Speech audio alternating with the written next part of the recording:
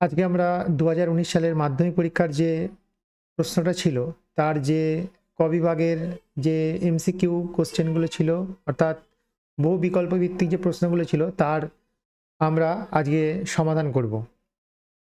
তো প্রথমেই দেখো, প্রথম যে কোশ্চেনটা এসছে এটা হচ্ছে, নিচের কোন গ্যাসটি ভূপৃষ্ঠ থেকে বিকিরিত দীর্ঘ তরঙ্গ বিশিষ্ট অবলোহিত রশ্মি শোষণ করে। তো এটা কোশ্চেনটা একটু ঘুরিয়ে দেওয়া হয়েছে বলে মনে হয়। তো এটার মেন যে বক্তব্য, সেখানে অবলোহিত রশ্মি মানে হচ্ছে হিট ওয়েভস, মানে ইংলিশে বলে হিট ওয়েভস, অর্থাৎ যে সকল রশ্মি তাপের জন্য দায়ী, অর্থাৎ আমাদের তাপ শক্তি প্রদান করে। তো সোজা কথার এই কোশ্চেনটার মিনিং যে হচ্ছে সেটা হচ্ছে যে কোন গ্যাসটা আমাদের গ্লোবাল ওয়ার্মিং অর্থাৎ বিশ্ব উষ্ণায়নের জন্য দায়ী। তো এর দেখতেই পাচ্ছ এখানে যে অ্যান্সারটা হবে সেটা হচ্ছে CH4 অর্থাৎ মিথেন গ্যাস। এখানে যে অপশানগুলো আছে তার মধ্যে যে সি এর অপশানটা হচ্ছে সঠিক। আচ্ছা, এবার সেকেন্ড কোশ্চেনটা আসি। সেকেন্ড কোশ্চেনটা বলছে এসটিপিতে 2.24 লিটার অধিকার করে। এখানে চারটে অপশান আছে। তো প্রথমে আমরা দেখে নেব 1.2 এর যে অ্যান্সারটা হবে, একটু খুঁজতে হবে আমাদের। সেটা হচ্ছে, প্রথমে আসি ধরো কার্বন ডাইঅক্সাইড। কার্বন ডাইঅক্সাইডের যে আণবিক ভর সেটা হচ্ছে কার্বনের 12 আর অক্সিজেনের হচ্ছে 16, আছে দুটো।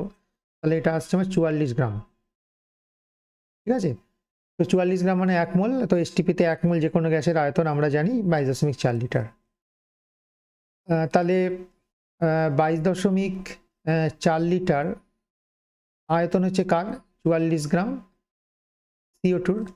তাহলে 1 লিটার আয়তন হচ্ছে 44/22.4, আর 2.24 লিটার আয়তন দখল করবে কত গ্রাম না, 44/22.4 ইন্টু 2.24। তো এটা করলে দেখতে পাচ্ছ, এটা করলে যেটা অ্যান্সারটা আসছে, এটা করলে এখানে আসছে 100, আর এটা ধরো তুলে দিলে এখানে আসছে 10। তাহলে কেটে গেল, এটা বেরিয়ে যাবে, তাহলে আসছে 4.4 গ্রাম। তাহলে আমাদের ফার্স্ট অপশানটাই মিলে গেল। তাহলে আমাদের এই অ্যান্সারটা হচ্ছে সঠিক। 4.4 গ্রাম কার্বন ডাইঅক্সাইড আমাদের 2.24 লিটার আয়তন অধিকার করে। তো যদি এইটা না মিলতো পরে ঠিক একইভাবে কিন্তু এইগুলো হিসাব করতে হতো। আচ্ছা, এবার দেখো 1.3, এটা কি বলছে, 1 মোল কার্বন ও 1 মোল অক্সিজেনের সম্পূর্ণ বিক্রিয়া করলে CO2 কতগুলো অণু উৎপন্ন করে। তো এটার আমরা যেভাবে করব সেটা হচ্ছে 1.3, প্রথমে আমি বিক্রিয়াটা আগে লিখে নেব। কার্বন প্লাস অক্সিজেন এটা মিলে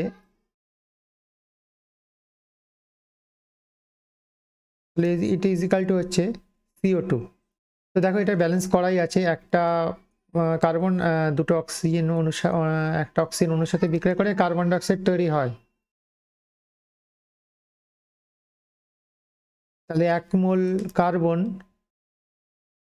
1 মোল অক্সিজেন বিক্রিয়া করে তৈরি করছে 1 মোল কার্বন ডাইঅক্সাইড।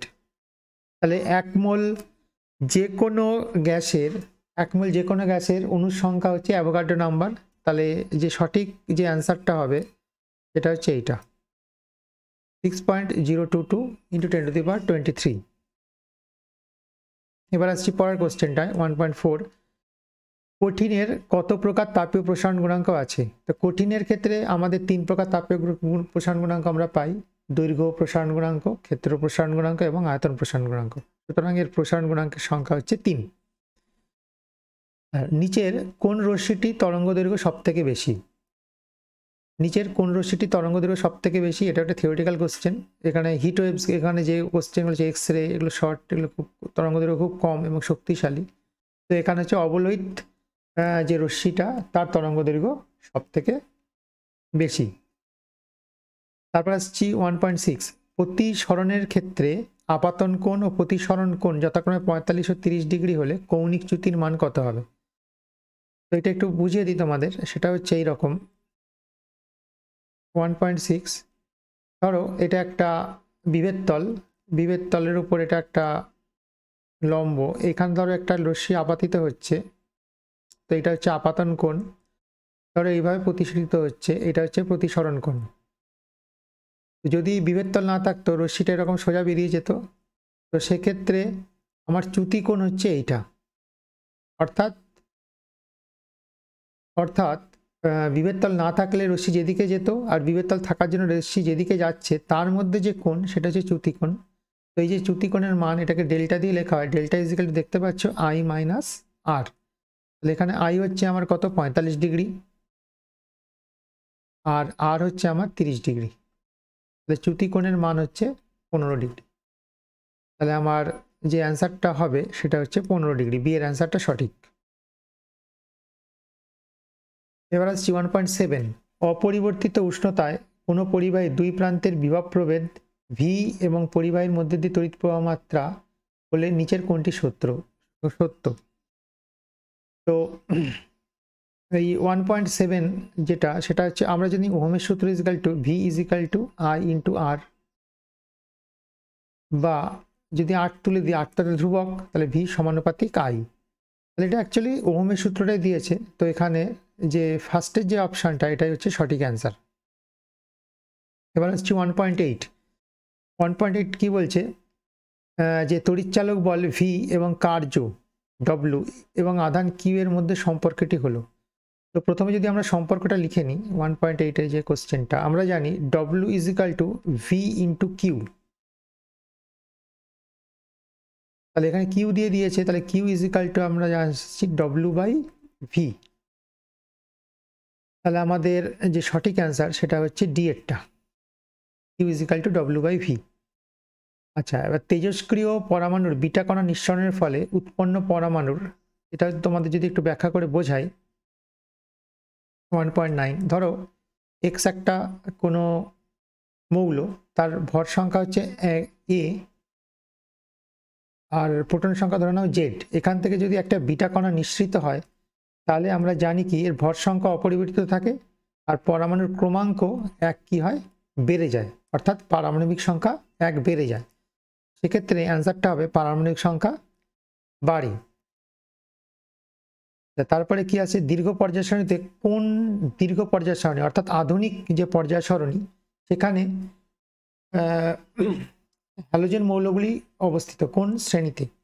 তো আমরা জানি অ্যান্সারটা হবে শ্রেণী 17। নিচের কোন যৌগটি আয়ন দ্বারা গঠিত। নিচের কোন যৌগটি কঠিন অবস্থায় আয়ন দ্বারা গঠিত। তো এটার অ্যান্সার হবে এইটা, সোডিয়াম ক্লোরাইড। এটা একটা আয়নীয় যৌগ, তাই এটা কঠিন অবস্থাতেও এটা আয়ন দ্বারাই গঠিত হয়। বাকিগুলো সব দেখতেই পাচ্ছ, বাকিগুলো সব সমযোজী যৌগ। আচ্ছা, 12টা নিচের কোনটি তড়িৎ পরিবহন ক্ষমতা সর্বাধিক। তো বিশুদ্ধ জল, প্রথম যে অপশানটা আছে বিশুদ্ধ জল তড়িৎ পরিবহন করে না।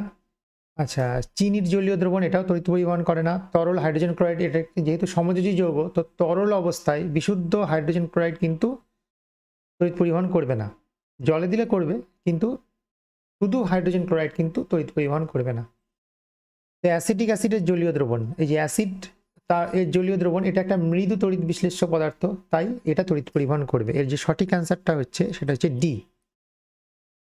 আচ্ছা, নাইট্রোজেন বন্ধনের প্রথম ধাপে বিদ্যুৎপাতের ফলে নিচের কোন যৌগটি উৎপন্ন হয়।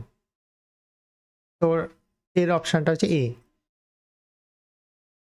আচ্ছা, নিচের কোনটি অ্যালুমিনিয়ামের আকরিক বক্সাইটের সংকেত। তো এর অ্যান্সারটা হচ্ছে এইটা, সি এরটা, Al2O3 2H2O, এটা হচ্ছে অ্যান্সার।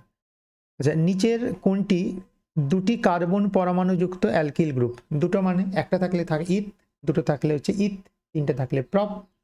তো যেহেতু দুটো আছে, তাহলে আমরা ইথ যেটাই থাকবে, তো সেইটাই আমার অ্যান্সার হবে। তাহলে এর অ্যান্সারটা হচ্ছে ডি।